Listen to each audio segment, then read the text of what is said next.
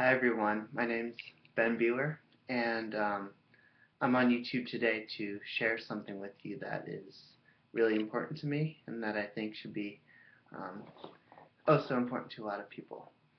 About 4 years ago, I developed a very important question that for the last 4 years I've been trying to answer, or maybe even longer.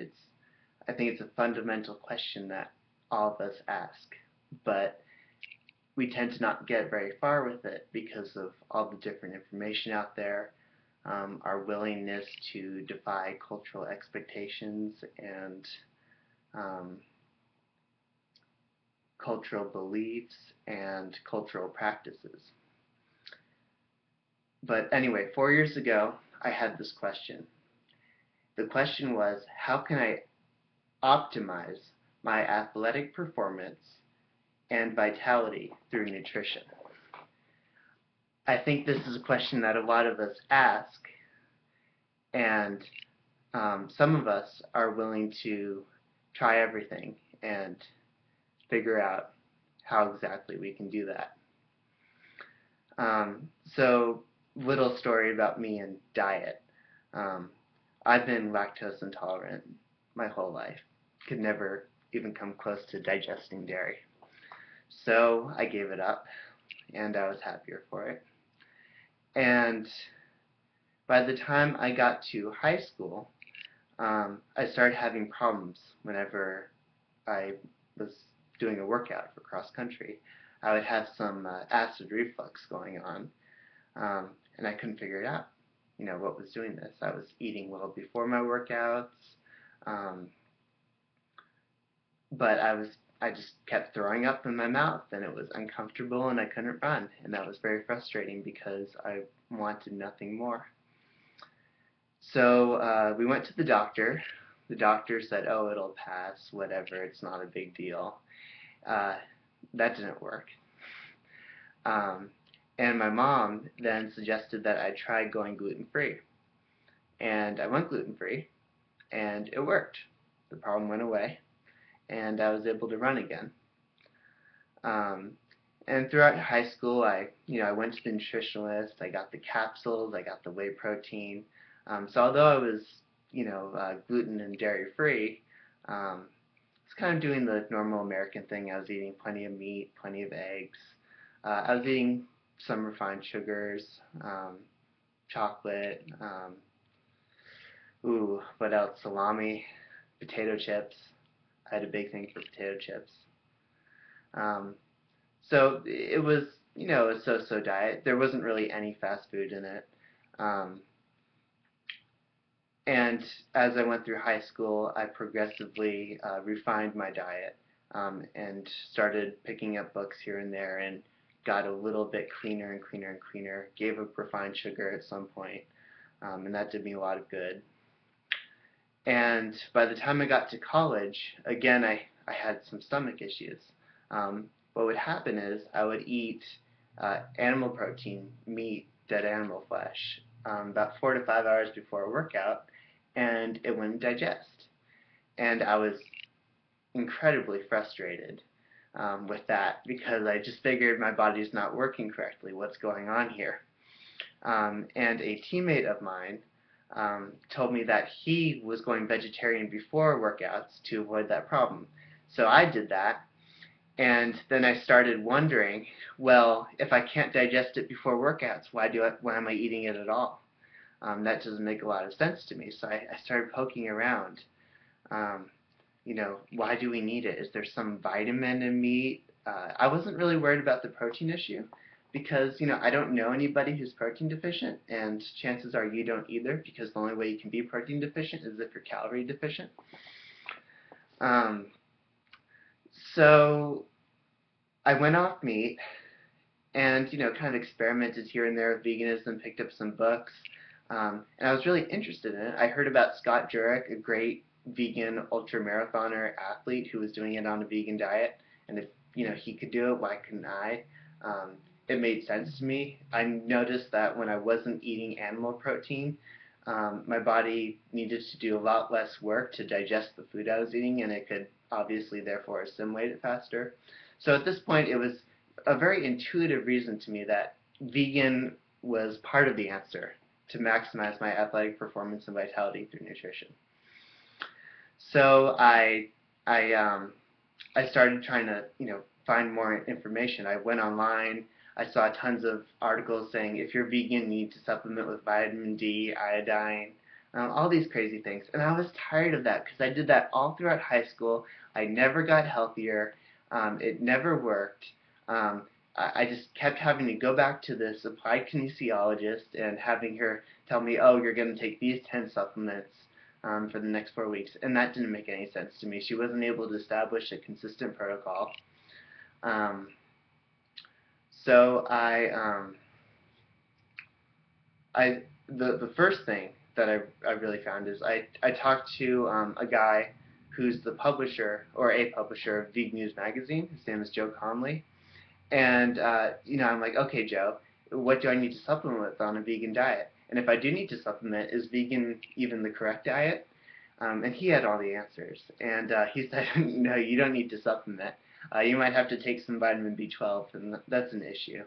But that's an issue even if you're eating meat. 39% of meat eaters and dairy eaters, according to 80-10-10, are B12 deficient. So that's not an exclusive issue for vegetarians or vegans. And he directed me to a book by this guy named Brendan Brazier, and I'm so glad I picked up this book.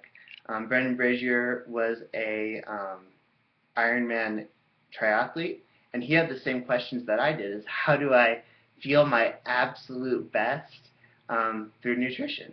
And it just, it's a very logical question. We all know that diet impacts how we feel, and we all want to feel our best.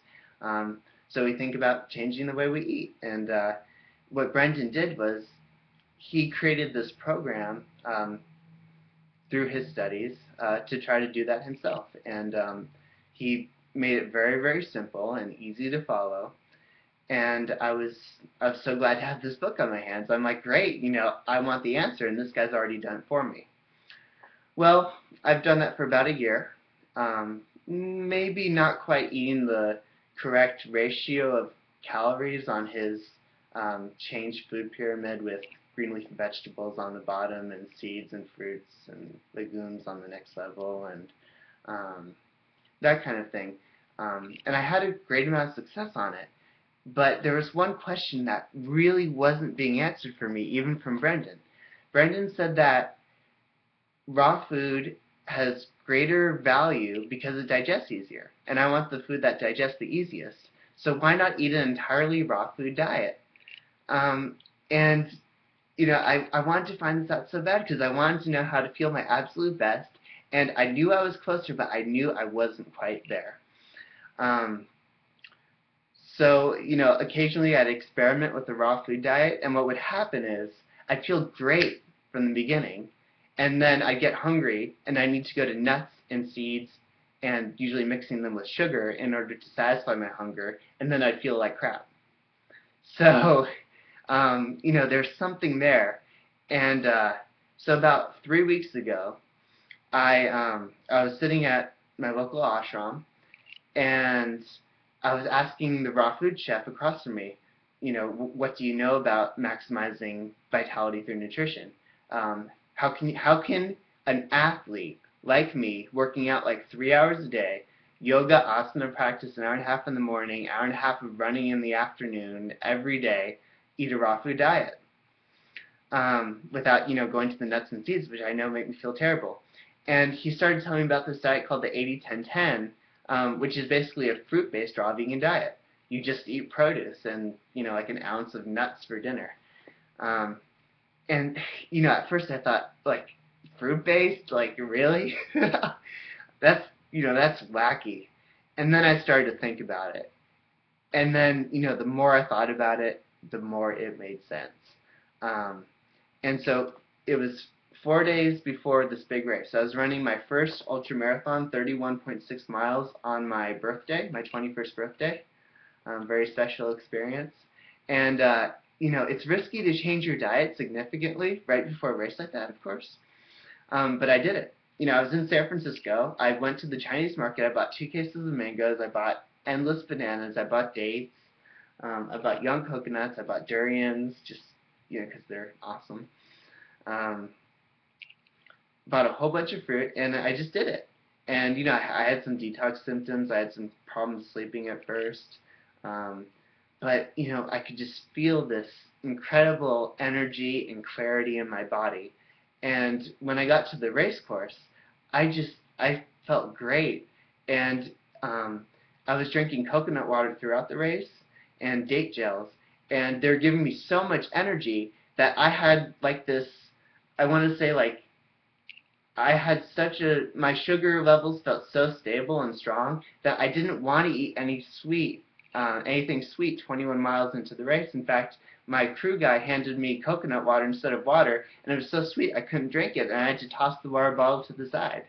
And I just felt great and sustained, and I feel like I've finally come to the holy grail I was looking for, which is the 80-10-10-10-10 diet.